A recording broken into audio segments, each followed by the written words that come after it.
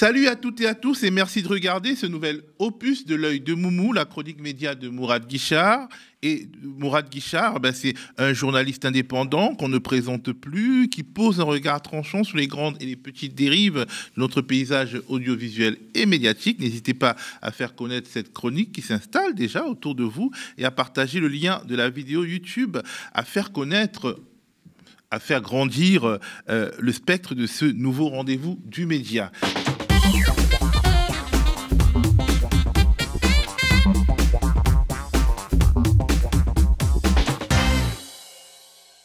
Salut Mourad. Bonjour à toutes et à tous, bonjour à toi Théophile.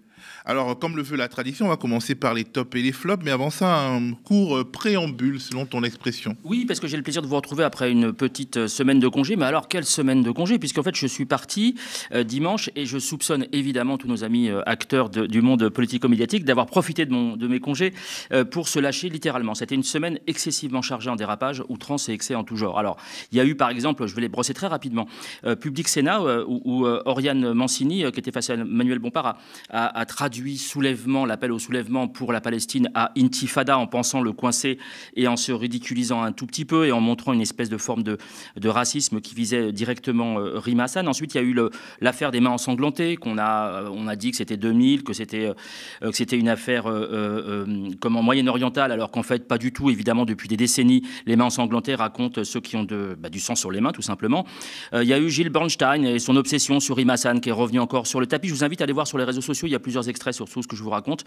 Il y a eu, alors, l'ayatollah Khomeini, ça c'était une vraie information pour le coup, une information de géopolitique et historique monumentale. C'est l'ayatollah Khomeini qui a été ressuscité par Apolline de Malherbe dans son émission, qu'il a cité plusieurs fois, et je pense qu'elle était un petit peu énervée, un peu agacée du fait de ses obsessions concernant les histoires palestiniennes. Il y a eu aussi les délires d'Yvan Attal chez Aziza, je vais vous l'épargner bien évidemment, et puis d'Elisabeth Badinter sur la 5 qui a parlé de l'antisémitisme avéré des étudiants, notamment de Sciences Po, le clown triste de Tapiro et sa soi-disant milice franco-israélienne qui serait là pour protéger la diaspora. Alors, aucune réaction là pour le coup. S'il était un musulman, je pense qu'il avait la BRI et la porte défoncée à 6h du matin. Là, aucune réaction. Et puis, il y a eu plus insidieux sur la terrible affaire Kenji Girac. Alors, c'est intéressant, enfin, ça vaut peut-être pas d'en faire la une. Il y a le Quotidien qui s'est gentiment ramassé sur cette question en allant... Quotidien. Donc, le TPMP pour Bobo, qui s'est ramassé en allant voir un camp de gens du voyage pour parler de leurs conditions et qui, en fait, a complètement coupé et n'a raconté que l'affaire Kenji Girac et puis les armes et puis l'alcool et ainsi de suite. Et RTL, qui a fait un superbe numéro avec des clichés racistes sur les gens du voyage qui est proprement insupportable. Si tu étais sur une autre communauté, je pense qu'il y aurait eu beaucoup plus de réactions. Là, il y en a eu très peu, je vous laisse écouter. Les premiers témoignages sur BFM de la famille, des voisins. Alors, en gros, c'était... Quand il a fait la caravane, il n'a pas fait exprès. Il travaille avec le cousin, il a tiré une pistole, il a acheté à mon compte, il a pris une balle dans le buffet, il a acheté l'arme dans le buisson. Bon, bref. C'est très clair. Je vous livre les meilleurs extraits en brut. Et il y a également eu, et je terminerai là-dessus, sur l'actualité durant ces 10 jours très longs, qui m'ont paru vraiment très longs, sur RMC, le porte-serviette, qui ne se présente pas comme tel, évidemment, le porte-serviette, enfin l'ancien porte-serviette de Zemmour, qui est en roue libre sur la question des couteaux qui seraient transportés uniquement par une certaine catégorie de la population. Je vous laisse écouter également. Je vais vous dire, moi je sais à peu près qui porte un couteau. C'est-à-dire que le port du couteau aujourd'hui, on n'est pas dans une société du port du couteau, comme tu dis Olivier. On est dans une société où désormais une partie de la population a une culture du couteau, à une culture du port du couteau. Eh bien, ce sont des gens qui sont issus de l'immigration pour la plupart d'entre eux. C'est plutôt la racaille wesh wesh qui a un couteau parce qu'elle est engagée dans plein de conflits liés à la drogue, etc. Et vous les voyez tous, ces images où un petit jeune à casquette sort et plante avec une espèce de hargne. C'est vrai que pour Antoine, un jeune à casquette, wesh wesh, c'est profilé, donc il a forcément un couteau sur lui. Je sais pas ce que ça veut dire, un jeune à casquette wesh wesh. Moi je vois très bien, et je pense que la plupart des gens le voient, c'est parce que toi tu veux pas le voir. Tu penses que si on contrôle tous les jeunes à casquette, ils auront tous un couteau sur eux? Je suis quasiment sûr, je dis pas tous, je me permettrai pas de généraliser, mais je pense que la pêche sera bonne. Ce petit préambule fait, c'est parti pour les tops. Alors le premier top va à Gad Elmaleh, sur lequel j'ai des réserves, sur notamment son positionnement politique sur les questions économiques. Il est un petit peu particulier, on y reviendra peut-être un jour. Mais là, je lui donne un satisfecit parce que Léa Salamé, une fois de plus dans son émission Quelle époque, s'est posé la question, enfin a posé la question à l'humoriste Artus qui a eu le courage d'avouer de reconnaître qu'il avait été alcoolique et qu'il avait arrêté de boire et qui tenait le coup. Elle lui a demandé s'il n'était pas devenu chiant. Alors ça peut être drôle, hein, ça peut être marrant. L'émission Quelle époque, je vous le redis, c'est pas une émission d'information, c'est une émission de divertissement. Mais c'est pas la première fois qu'elle parle de ces questions d'alcool et qu'elle en rigole. Elle dit notamment avoué qu'elle buvait de la vodka, un fond de vodka avant chaque émission. Bon, elle a le droit de le faire, mais enfin, de là à en faire la promotion, c'est un petit peu compliqué. Et c'est Gad Elmaleh qui, il y a quelques temps de cela, lui avait répondu de manière, je trouve, assez intelligente sur le fait d'arrêter, lui aussi, qui a arrêté l'alcool depuis plusieurs mois, et voire même plusieurs années maintenant, et qui lui explique qu'on peut faire la fête sans être complètement défoncé, et elle n'était toujours pas d'accord avec ça, et je trouve ça vraiment dommageable quand on officie notamment sur le service public. Je vous laisse écouter. Ça fait combien de temps que vous avez arrêté de boire ? 2 ans et 7 mois. Quand vous connaissez... Ah ouais, merde. Quand vous connaissiez le jour du nombre... Depuis le 21 août 2021. Et du coup, la fête, elle n'est pas moins belle sans... Mais tellement pas. Parce qu'aujourd'hui, je ne fais la fête que si j'ai de la joie. Parce que le problème de l'alcool, c'est qu'on fait la fête même sans joie. C'est pour ça que les gars sont tristes. Ils font la fête. Et là, vous arrivez à faire la fête, à être joyeux ? Tellement. Mais c'est une vraie question, là, je suis sérieuse. Mais moi, c'est une vraie réponse. Je vous propose même de faire la fête sans alcool un jour. Ouais. Et avec de la joie, non ? Ouais, non. Et ton top 2 va à Émeric Caron. Oui, Émeric Caron qui est très engagé évidemment sur la question palestinienne et sur la question du cessez-le-feu. Et là, il est face à Nathalie Saint-Cric et il va littéralement, non pas craquer, mais enfin, il va littéralement remettre les choses à plat parce que là, je pense qu'il en a vraiment marre. Et il va utiliser des arguments qui me semblent tout à fait pertinents et expliquer à Saint-Cric que ça suffit. On ne peut pas dire tout et n'importe quoi sur la situation en Palestine. Je vous laisse l'écouter. Je rappelle juste une chose. Plus de 40 000 morts à Gaza. Plus de 40 000 morts. 15 000 enfin, non, on arrête avec ça aussi. Parce que les humanitaires qu'on reçoit, de retour de mission à Gaza, nous disent, vous savez, le nombre de morts a été sans doute 2 à 3 fois plus élevé que les chiffres du Hamas. Pourquoi ? Parce qu'il y a toutes les morts indirectes, les gens qui ne sont plus soignés, les gens qui vont mourir dans quelques semaines parce que justement ils ne peuvent pas être pris en charge correctement. Et les chiffres du Hamas, puisqu'on a toujours les chiffres du Hamas, aujourd'hui sont confirmés par l'ONU et même par les États-Unis eux-mêmes. Donc il faut qu'on arrête avec ça aussi parce qu'à chaque fois dire ça, c'est une manière de minimiser la tragédie que vivent les Gazaouis. Imaginons que ce ne soit pas 40 000 et que ce soit 20 000. Et alors, ce serait moins grave ? Ça ne change pas les choses, c'est pas ça le sujet. Rien. On parle de 15 000 enfants. Si ce n'est pas 15 000, c'est 10 000. 10 000 enfants, même 10 000, même 2 000 enfants. Vous imaginez ce qui se passe là-bas ? Des enfants qui sont écrabouillés la nuit pendant qu'ils dorment. Des enfants qui sont amputés à vif, des enfants qui sont privés de famille. Il y a des milliers d'orphelins. Des enfants qui vont la même chose. En fauteuil roulant toute leur vie. Ce sont des vies entières brisées, des dizaines de milliers de vies entières brisées. Et on est en train de chipoter sur les chiffres. Et on est en train de chipoter sur le fait de savoir si c'est un génocide. On a le droit de dire le mot génocide. Non, attendez. Non. Quelle honte. On ne chipote pas. D'abord, le mot de génocide, il est utilisé par la rapporteure spéciale des Nations Unies sur les territoires palestiniens. Il est repris aujourd'hui par d'autres membres de l'ONU. Amnesty International l'utilise. Et puis il y a des gens qui chipotent sur ce mot, qui disent mais comment on ose, on n'est pas sûr que ce soit un génocide. Eh bien, écoutez, vous l'appelez comme vous voulez. En tout cas, c'est une belle saloperie. C'est une belle saloperie qui se passe sous nos yeux. Et l'inaction de notre pays est une honte absolue. Et alors le fait qu'on aille aujourd'hui s'en prendre à des étudiants, pardonnez-moi, je commence à être un peu agacé aujourd'hui de tout ce que j'entends. S'en prendre à des étudiants. Oh là, il faut reprendre en main Sciences Po, ce sont des jeunes gens à la dérive, comme si c'était des imbéciles, comme si c'était des imbéciles manipulés par des partis politiques, alors que simplement ils sont l'honneur de notre pays aujourd'hui, ces jeunes filles et ces jeunes hommes, parce qu'ils expriment ce que énormément de Françaises et de Français aujourd'hui ressentent, c'est-à-dire leur indignation totale et absolue en regard de ce qui est subi aujourd'hui par les Palestiniens de Gaza et de Cisjordanie aussi d'ailleurs. Alors on a les tops, on a les flops et on a une nouvelle création de Mourad, c'est un entre-deux. C'est quoi un entre-deux et de quoi veux-tu nous parler aujourd'hui ? L'entre-deux, c'est que c'est à la fois flop et top et ni top ni flop, mais bon, ça se situe comme ça l'annonce entre deux, mais je recommencerai pas promis Théo. Non, c'est Duhamel, donc Benjamin Duhamel, qui a reçu Rima Hassan de manière, alors certaines personnes ont parlé d'une espèce de garde à vue ou d'une espèce de procès de procureur qui a pu être d'interrogatoire ou de procureur qui a pu être Duhamel. Alors on peut l'imaginer. Moi je suis pas vraiment là pour parler du fond mais de la forme, hein, puisque c'est une rubrique de critique média.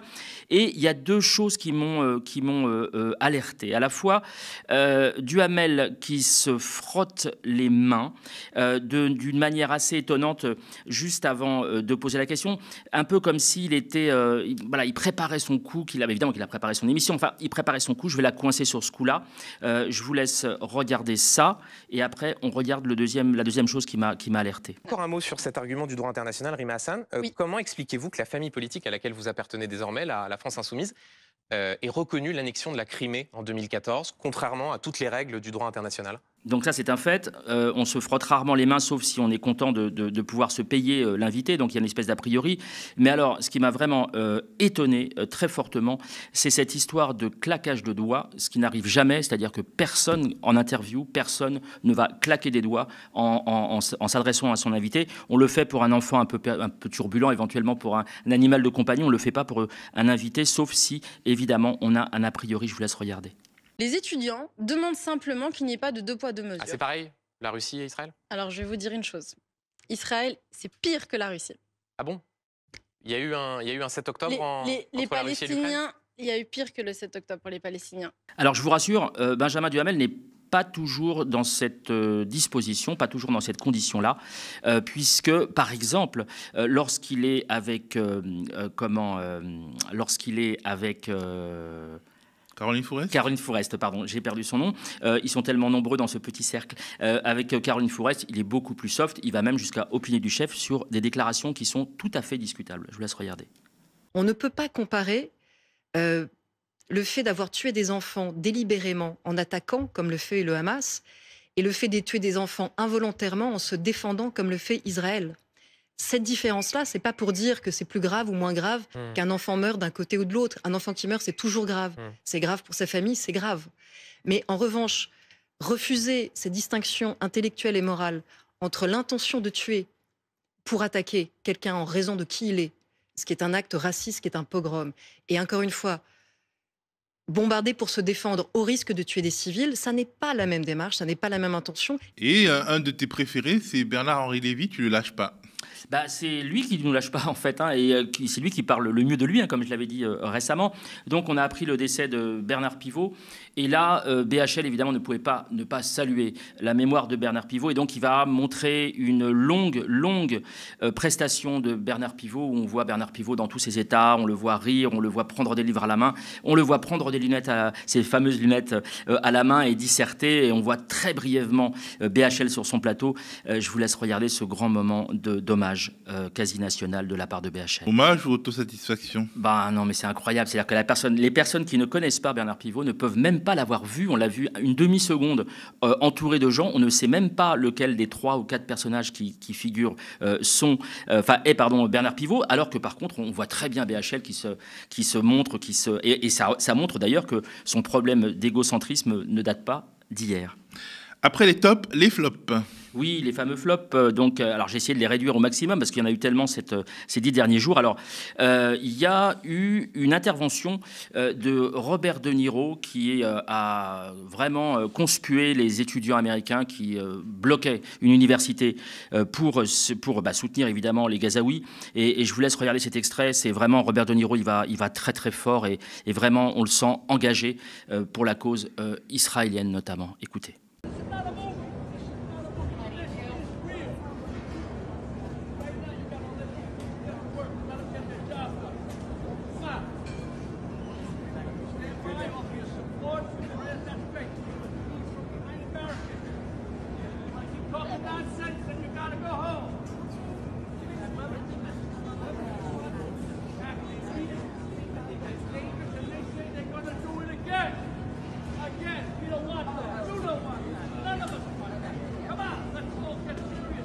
Alerte spoiler. Yes, manque de bol. Alors, tous les Aziza, Habib et notamment l'imposture Posternak se sont vautrés littéralement, puisqu'ils ont évidemment posté cette vidéo en disant qu'ils conspuaient, qu'ils dénonçaient le fait que, évidemment, les Gazaouis et le Hamas, enfin tout ça c'est bien mélangé, voulaient refaire un 7 octobre. Eh bien, pas du tout. En fait, c'était un tournage de film. Ça a été débunké très rapidement et malgré ça, certains, comme Meyer Habib, ont laissé leur poste postent leurs tweets sur cette espèce d'admiration folle d'un coup pour dire De Niro, je l'aimais déjà beaucoup avant, mais alors là, c'est mon dieu, c'est mon king. Par contre, Aziza, très courageusement et en silence évidemment, a effacé son tweet. Aziza, je rappelle qu'il est toujours, à ce jour, officiellement journaliste. Ton flop 2. Alors, mon flop 2, il concerne une affaire assez grave. C'est une affaire qui touche notre consoeur Nassira El Moadem. On en a parlé ici, donc je ne vais pas le prendre sur le fond, mais vraiment sur l'aspect médiatique. Et là, on se retrouve. Donc, elle a posté un tweet. Je vous invite vraiment à aller voir ce que viennent de produire nos amis d'Arrêt sur Image. Hein, ça fait un très bon résumé de la situation. Et donc, elle s'est pris, Nassira, suite à un tweet, elle s'est pris toute une volée de la part de l'extrême droite, notamment, de propos et d'insultes, d'injures, alors à la fois sexiste et à la fois évidemment raciste. Et là, on a atteint un sommet avec un plateau de mâles vociférants. Alors, on retrouve Karim Maloum, je vous en avais parlé il y a je crois, une ou deux chroniques, qui émerge maintenant. Hein, il a toujours le même rôle, donc il est musulman, il est algérien, il aime la France, enfin, c'est toujours le même discours. Et grâce à ça... Il est visiblement musulman. Il est visiblement musulman, bien sûr. Et donc, grâce à cette étiquette, cette triple étiquette, il va pouvoir cracher sur les immigrés, cracher sur l'islam et ainsi de suite. Et puis le procureur Jean-Marc Morandini, je vous rappelle, qui a été condamné pour détournement de mineurs, il devrait s'occuper un peu de ses affaires, je le redis, et ils se retrouvent tous face à la conférencière Nadia Bey. Et je vais vraiment vous inciter à écouter cet extrait. Alors, ces deux extraits à coller, c'est d'une violence, alors pardon, je le dis parfois, je le dis souvent, mais là, vraiment, vous allez entendre, écoutez bien Morandini, c'est lui qu'on entend dans le fond, qui dit « Vous n'aimez pas la France » à propos de cette conférencière Nadia Bey. C'est d'une violence rarement atteinte. Je vous laisse écouter. Cette dame, cette Madame Nassira El Moadem, je regarde son nom, elle va qualifier tous les pays du monde entier de racistes et dégénérés pour dire à quel point ces personnes, ils ont ce statut, ils se donnent ce statut d'aristocratie, ils ont le droit d'insulter tout le monde parce qu'ils se considèrent stigmatisés et c'est des minorités. Ce qui est complètement faux. Je suis d'origine algérienne, bien sûr, je suis musulman de confession, ou supposé, bien entendu, nous sommes fiers de vivre dans son pays. Arrêtez votre commerce. Vous nous faites mal.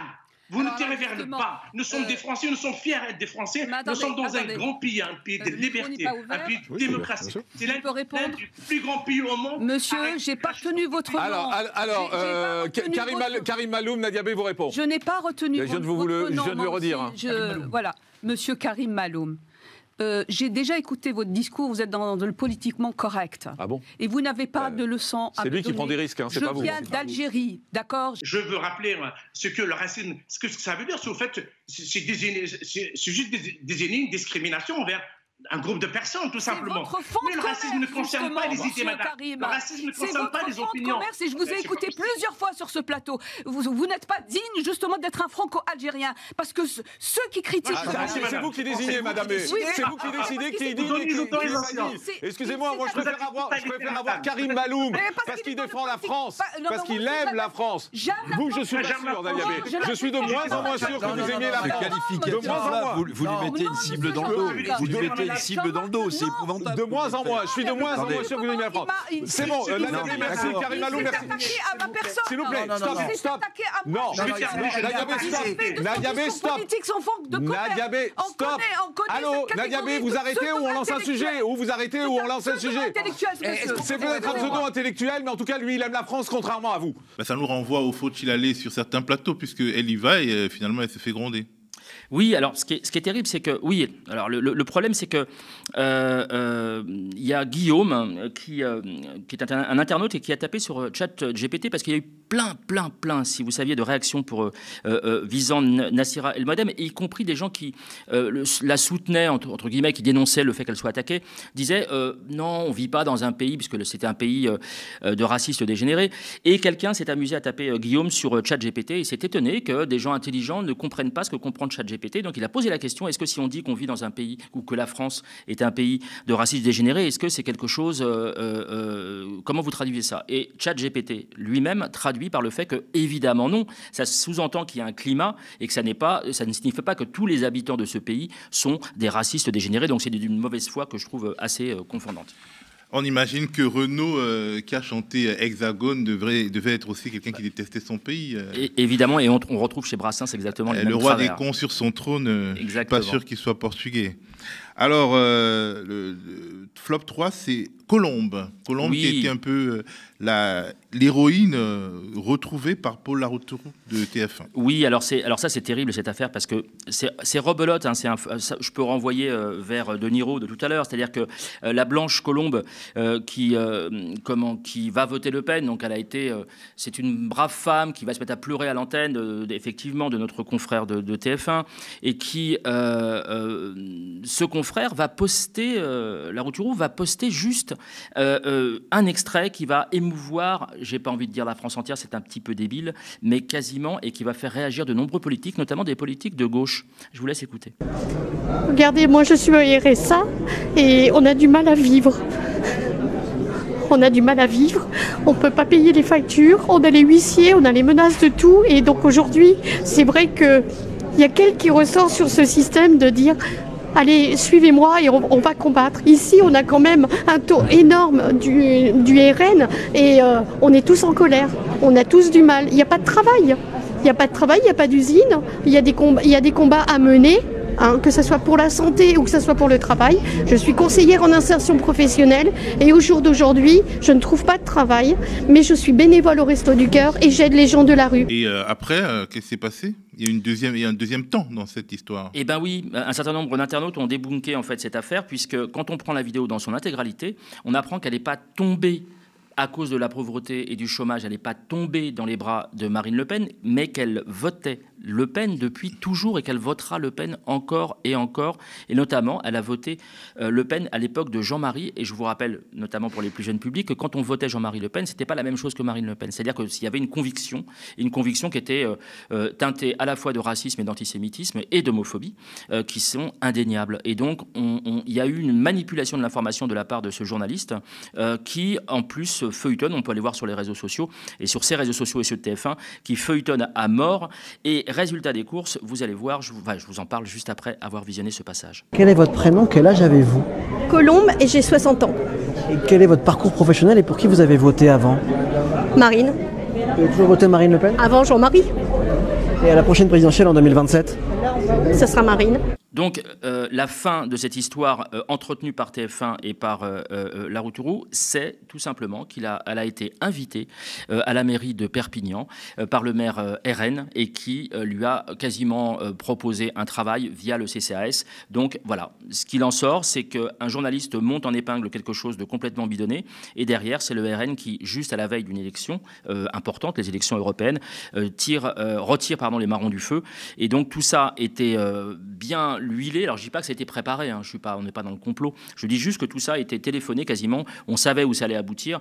Et quand on est journaliste et qu'on a des responsabilités, je trouve qu'on ne doit pas participer à ce genre de manipulation politico-médiatique. En tout cas, tout cela témoigne de l'ère du temps. Et ton flop 4 concerne Nous Chalmani de LCI, on en a déjà beaucoup parlé.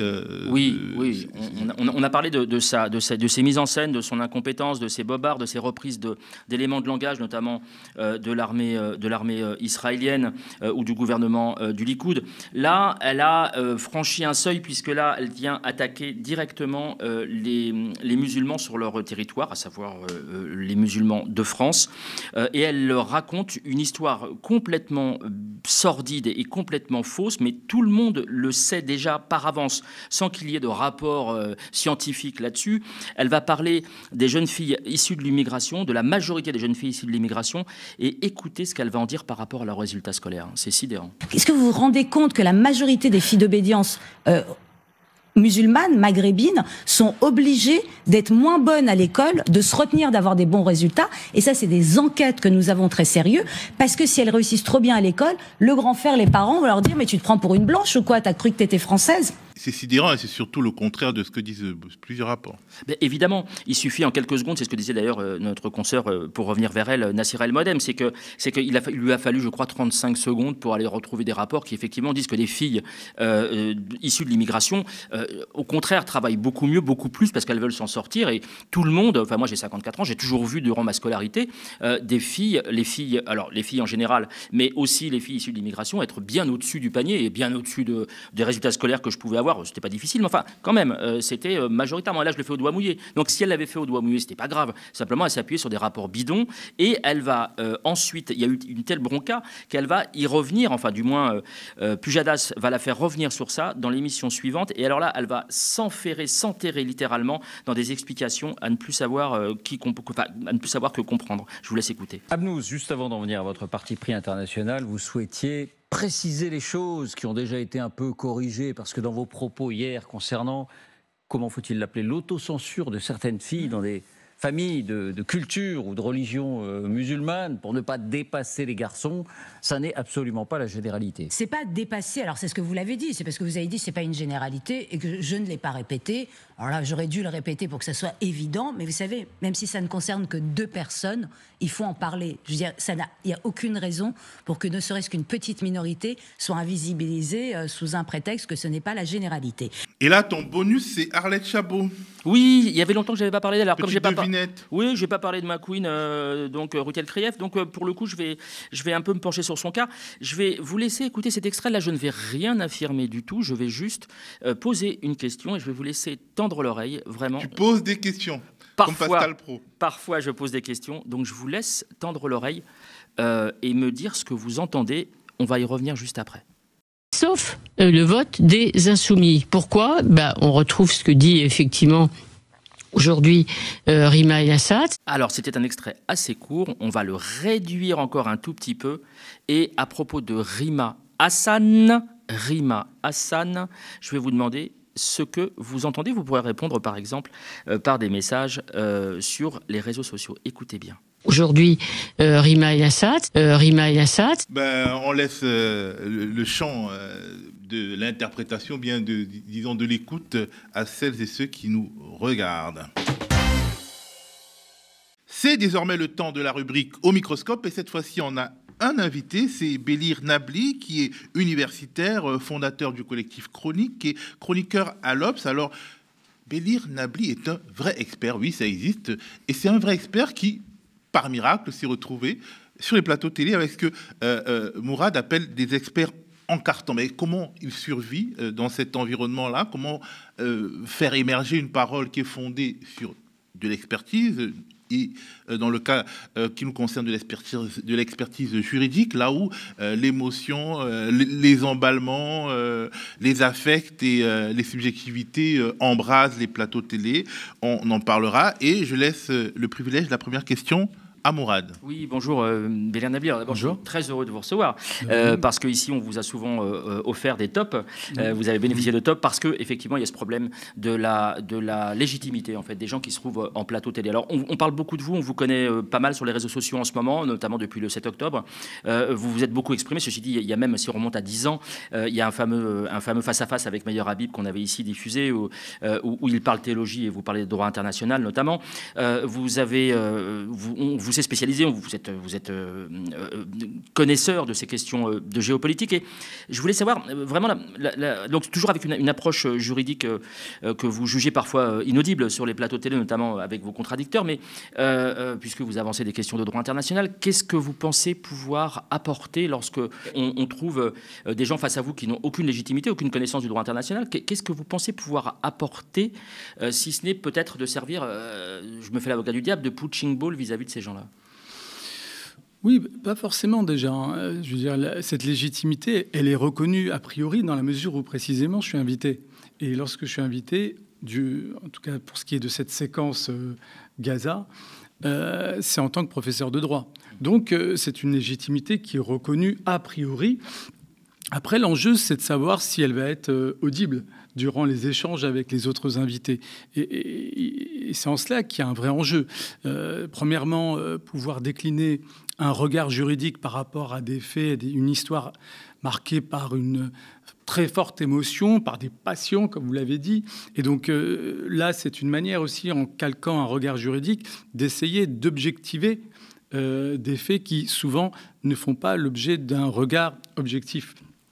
Et donc, en soi, c'est très, très important de mon propre point de vue.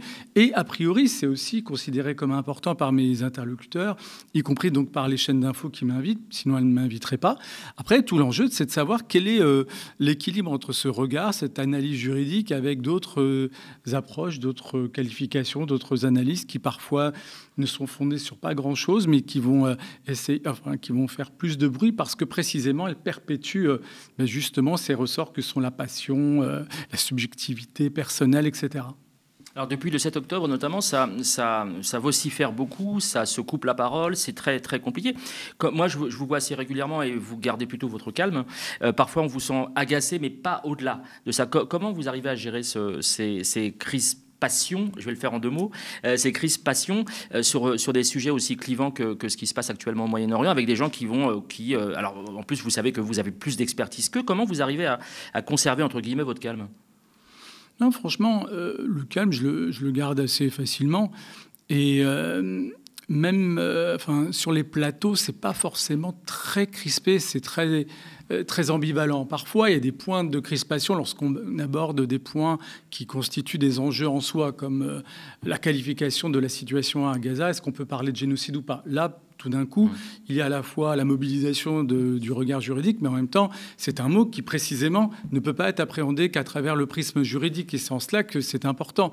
Et on voit aussi la limite de l'approche juridique, parce qu'on ne peut pas réduire le débat public à un débat de juriste. Et il faut être honnête, ça ne se réduit pas à cela. Et donc là, ça peut susciter la crispation et la confrontation. Mais en général, pour garder l'exemple le plus marquant pour moi, à savoir LCI, puisque c'est là où j'interviens le plus souvent maintenant, en particulier tous les week-ends, ça se passe bien parce qu'il y a une forme de répartition formelle des rôles. Et il y a le juriste, donc je joue le rôle du juriste international qui va proposer une analyse sur la situation en Ukraine, puis une analyse sur la situation à Gaza. Et c'est là où c'est très intéressant. C'est la même approche et la même analyse sera appliquée de ma part, mais comme on change d'espace et d'enjeu, les réactions ne sont pas les mêmes. Moi, je ne change pas de manière de raisonner en fonction des personnes, des États et des individus victimes ou criminels. Ce sont les autres qui sont plutôt mal à l'aise avec précisément cette analyse à géométrie variable. Alors, vous êtes un expert, un juriste, un docteur en droit public, enseignant à l'Université de Paris 12, mais vous êtes également une minorité visible, vous représentez une minorité visible. Est-ce que, quelque part, il n'y a pas une tentation, dans des moments de forte tension, de vous assigner, non pas à votre rôle de juriste, mais à votre identité ?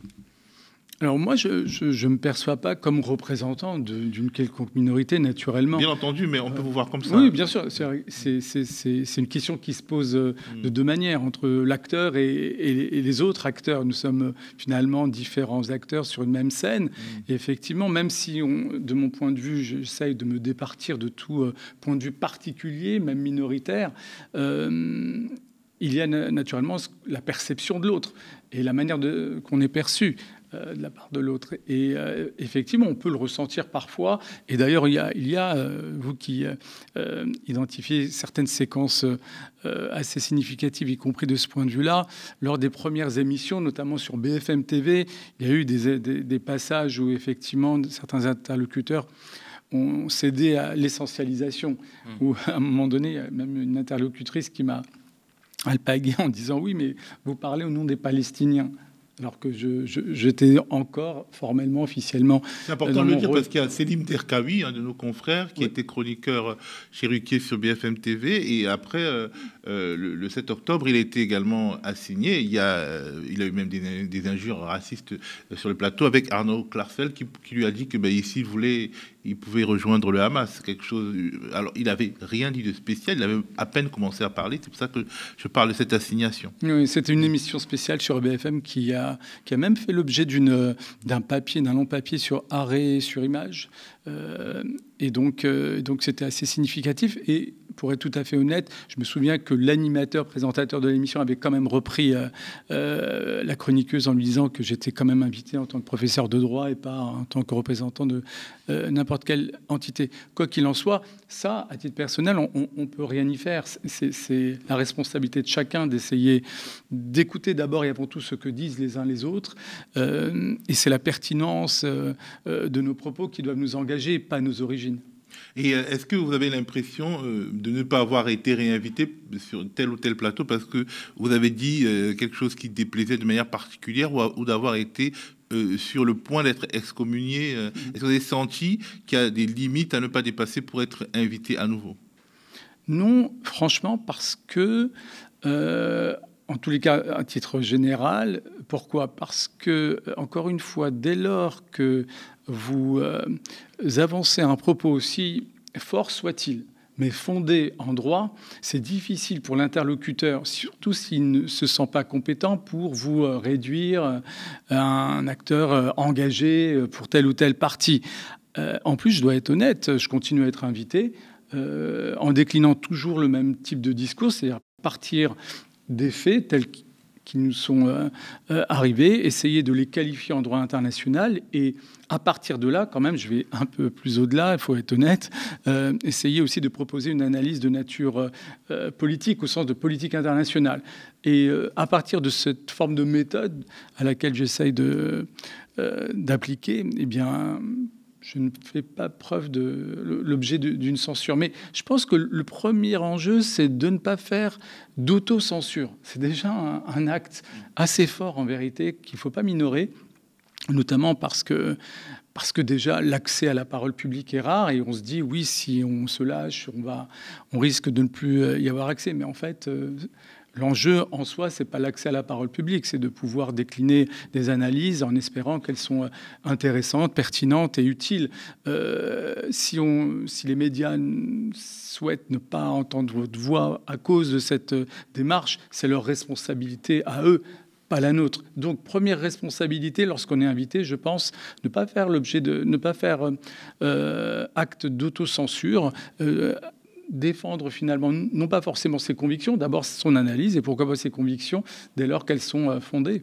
Alors, il y a eu récemment dans l'actualité la sanction, la nouvelle sanction à venir de Guillaume Meurice. Il y a eu donc dimanche soir, de manière énorme et spectaculaire, la démission d'un humoriste par solidarité qui a dit qu'il ne se sentait plus du tout bien dans cette chaîne, enfin sur cette station, pardon, France Inter en l'occurrence.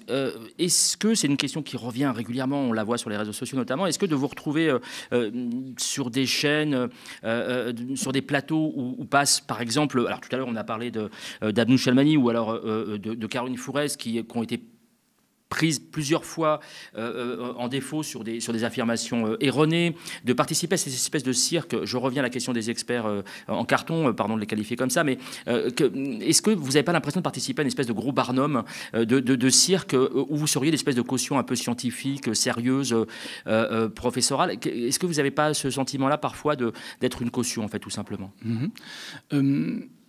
Bon, d'abord, le mouvement général, on ne peut pas y échapper. La critique que vous pouvez développer sur ce que deviennent les médias, mainstream, les chaînes d'infos continues en particulier, difficile de ne pas la partager. Il faut développer un regard critique sur leur évolution dès lors qu'il y a un problème, j'allais dire, par rapport aux faits, en tous les cas par rapport aussi à la déontologie journalistique.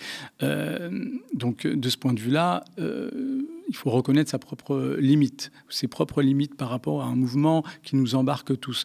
Ensuite, moi, ce que je peux dire par rapport à ma petite expérience en la matière, c'est qu'en fait, on peut naturellement critiquer une ligne éditoriale. Chaque chaîne a une ligne éditoriale. Après, j'ai remarqué quand même que les séquences pouvaient être plus ou moins autonomes. Les équipes même qui constituent la préparation d'une émission ne sont pas exactement les mêmes, du programmateur jusqu'au présentateur. J'allais dire, parfois même la ligne n'est pas exactement la même. Et donc, pour ce qui est de ma propre expérience, je n'ai pour l'instant pas participé à ce type de barnum, de cirque médiatique, parce que tout simplement, j'aurais refusé. Alors, pour être totalement honnête en la matière, J'ai participé au premier numéro de Pascal Praud au début de l'émission. J'oublie son nom tellement je ne regarde plus. L'heure des pros, justement. Mais ça a déjà 5-6 ans. C'était le début. Personne ne connaissait ni l'animateur, ni l'émission. Moi, je connaissais iTélé, en fait. Et iTélé, j'y étais déjà invité. C'était vraiment une chaîne où je me sentais très bien. On pouvait parler librement. Et puis, il y a eu cet enchaînement. Il y a eu des alertes. Bon, on m'invite à cette émission de débat public. Je me dis, je participe à ce type d'exercice. Pourquoi pas? Voyons voir. Et au départ, ça allait à peu près. Je veux dire, on n'avait pas basculé mécaniquement et rapidement dans ce qu'on connaît aujourd'hui.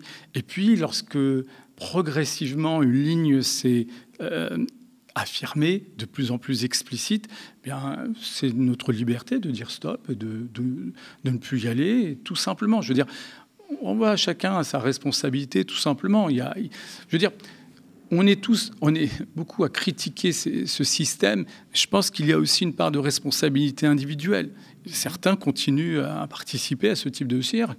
Et je pense que leur responsabilité, elle est aussi importante que ces médias. Alors, évidemment qu'on peut pas vous reprocher... Pour compléter ma réponse, donc concrètement, lorsque je participe à une émission, c'est que je vois à peu près de quoi il s'agit et que je considère qu'elle est assez sérieuse.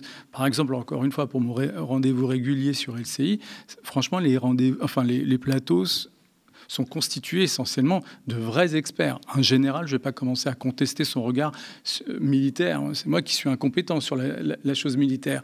Par exemple, lorsqu'il y a une historienne, Anne Kratz, par exemple, que j'apprécie beaucoup, ils sont plus experts que moi dans leur domaine. Et on essaie de se compléter. Après, vous pouvez toujours tomber sur un problème. Mais bon. Non, bien sûr, il y a des généraux, pour être très précis, et je le fais court, mais il y a des généraux qui ont été, notamment un général, j'ai oublié son nom, mais effectivement, qui est sur LCI, qui a été dans les tops chez nous, parce qu'effectivement, il avait apporté quelque chose de raisonné. Mais par exemple, quand vous rentrez le soir chez vous et que vous regardez, je sais pas, sur Twitter, par exemple, ou à la télé, que vous voyez Caroline Fourest, après vos explications à vous, qui sont sérieuses et qui sont documentées, quand vous voyez Caroline Fourest qui, au doigt mouillé, dit qu'il faut diviser par 10 le nombre de victimes à Gaza, ça vous fait pas quelque chose de vous dire que vous participez vous-même à la promotion de cette même chaîne?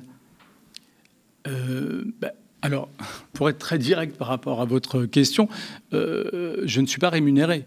J'allais vous poser la question du statut. D'accord. Je ne suis pas rémunéré, mais justement, a priori, pour garder la totale liberté, faire vraiment ce que je veux et ne pas sentir même une pesanteur qui pourrait naître à un moment donné. Parce que l'hypothèse s'était posée à un moment donné. Mais en fait, quand on se pose la question, vu le dispositif et vu le contexte général que vous avez rappelé, je pense que oui, justement, cette liberté, cette faculté à ne pas être lié d'un point de vue contractuel, fait qu'on est d'autant plus libre.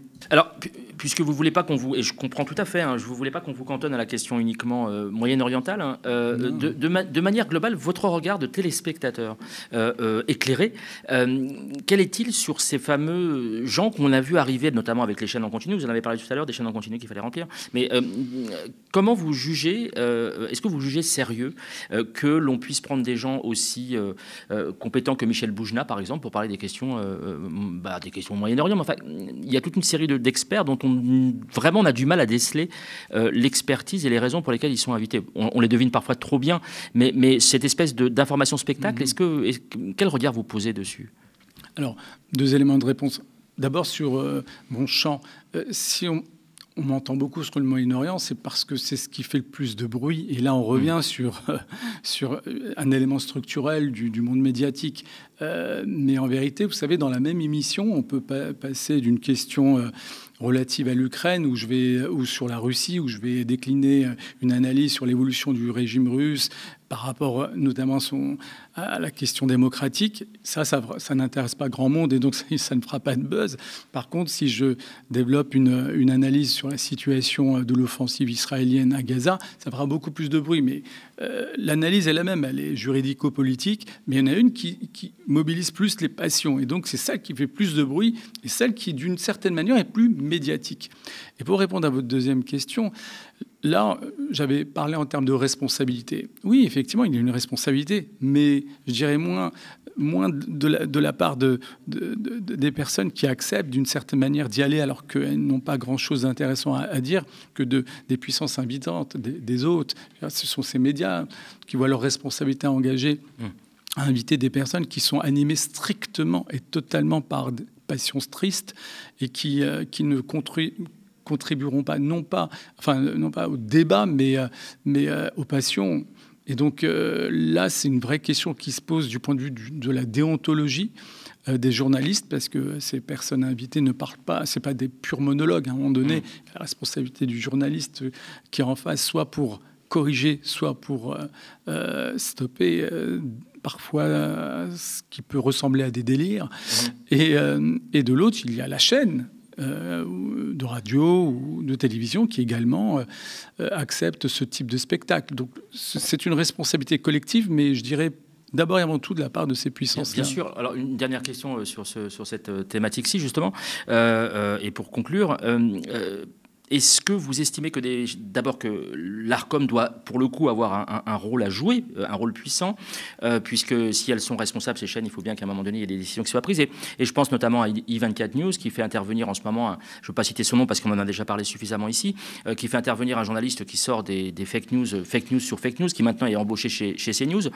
Pour vous, est-ce que la finalité doit être un examen précis de ces fameux médias qui sont des pourvoyeurs de fake news et de ces fameux récits qui sont complètement fantasmagoriques de la part d'experts qui n'en sont pas? Est-ce qu'il doit y avoir une décision forte qui doit être prise au bout d'un moment et quand c'est de manière répétée? On a tous le droit de faire des erreurs, mais quand c'est de manière répétée et que ça devient la ligne éditoriale de ces fameux médias. C'est clair que c'est un vrai sujet de nature, là, pour le coup, politique. Pourquoi? Parce que les mêmes qui acceptent et admettent le fait que le pluralisme médiatique soit une question d'ordre démocratique, ne vont pas jusqu'au bout. Ils ne vont pas jusqu'au bout en considérant et en constatant et en reconnaissant que ce pluralisme n'est pas réel aujourd'hui, et donc il y a un problème démocratique, et que de même, en laissant diffuser un tel confusionnisme et un discours qui relève d'un système de fake news est également une source de sape continuelle de la vie démocratique. Donc il y a une forme d'irresponsabilité qui dépasse une autorité de régulation qui est l'Arcom, parce que l'Arcom ne se permettrait pas une telle passivité s'il n'y avait pas une vraie passivité politique derrière. Et donc il y a une responsabilité politique de mon point de vue, alors que là, pour le coup, ça devient véritablement urgent, comme c'est, je pense, l'une des sources de votre propre démarche, ce double mouvement à la fois de concentration des médias, mais dans les mains de milliardaires, et une concentration qui se prolonge par une droitisation. Et le cumul, la conjugaison des deux phénomènes fait que précisément ça devient un danger démocratique parce qu'il heurte le pluralisme et la qualité de l'information. Alors, dernière question de ma part. Vous êtes chroniqueur, mais vous êtes surtout enseignant. Est-ce que les discours médiatiques, les discours de stigmatisation médiatique qui se sont accélérés depuis le 7 octobre 2023, mais qui existent depuis toujours, est-ce qu'ils ont un effet sur les étudiants, sur leur perception d'eux-mêmes, sur leur perception des réalités de ce pays? Alors, je perçois deux aspects intéressants dans votre question. D'abord, malheureusement, on constate en tant qu'enseignant que le poids du narratif médiatique, de la représentation via les médias sur les représentations même des étudiants, et c'est problématique. Alors, en droit en particulier, pourquoi? Parce que en quoi d'être juriste, un jeune juriste, consiste à être face à des faits et à les qualifier en droit. Eh bien, chez nos étudiants qui sont perméables à ce bruit médiatique, avant de qualifier les faits du point de vue juridique, il y a cette propension à plaquer une grille de lecture médiatique. Voilà, il y a eu cette info, ce débat, et donc ça affaiblit la qualité de l'analyse, d'être enserré, d'être emporté par le bruit médiatique. Et puis, plus largement, peut-être par rapport à la pesanteur des représentations, c'est, je pense, le cœur de votre question. Ils ont du mal, naturellement, ils ne peuvent pas s'en départir. Ils ne sont pas non plus ils ne sont pas insensibles, finalement, à la construction des profils, la construction d'un roman national au temps présent, dont ils sont, pour certains en tous les cas, les victimes, parce que stigmatisés du fait de leurs origines sociales ou ethniques. Donc bien sûr que ça pèse sur leur vécu au quotidien et sur leur représentation de la société dans laquelle ils vivent. Et de même. Oui, bien sûr. Ils n'ont pas... franchement, alors, en cours... Alors, le cadre des facs de droit reste un vrai cadre formel. On n'est pas là forcément pour ouvrir le débat sur l'état de la société, etc. on essaye d'abord et avant tout de répondre au cahier des charges parce que notre domaine est déjà assez important en soi. Après, c'est pas très difficile d'établir un lien entre ce qu'on enseigne et le vécu au quotidien. Il y a même le lien est intime. Le problème pour nous, y compris enseignants, c'est le décalage. Lorsque vous enseignez le principe d'égalité comme étant le fondement du régime juridique et politique dans lequel on vit, que vos étudiants, pour une partie d'entre eux, vivent le contraire au quotidien, pas besoin d'être un génie pour être sensible finalement à ce décalage et à le pointer aussi, parce que sinon on a en face des retours assez, pas forcément radicaux, mais interrogatifs sur le caractère fictif de ce qu'on appelle l'état de droit. Merci Bélir, merci Mourad, et merci à vous d'avoir regardé L'œil de Moumou sur le média, sur le canal 350 de la Freebox, sur YouTube ou sur notre site internet. Juste un petit moment pour les remerciements. Oui, très rapidement. Alors comme d'habitude, je voudrais remercier donc les gens qui nous sont fidèles, qui nous suivent et qui nourrissent le débat, notamment sur les réseaux sociaux. Il y a un restaurant qui s'appelle l'Annexe, qui se trouve à Gare d'Austerlitz et où il y a plusieurs personnes, dont le patron Antoine, qui regarde notre chronique. Donc je tenais à le saluer et saluer des internautes. Alors il y a C'est Papa Bongo, Love Fire P, J.O. Révolté, Francky de Robin, Diplo Insoumis, Seb42, notre consoeur Yasmina Benani, Les Fossiles et le Marteau. Il y a toujours de l'imagination dans les fameux pseudos. Robert Molinaro, Eddy Marflo, Sandra Périvin, Pimous MKK, DLDEHELB, qui a taclé de manière assez intelligente et assez marrante Raphaël Enthoven, je vous laisse aller voir, Ombre et moi, et un remerciement particulier à Ella Kélian, E2LAKELIAN. Elia Kélian qui poste régulièrement des alertes.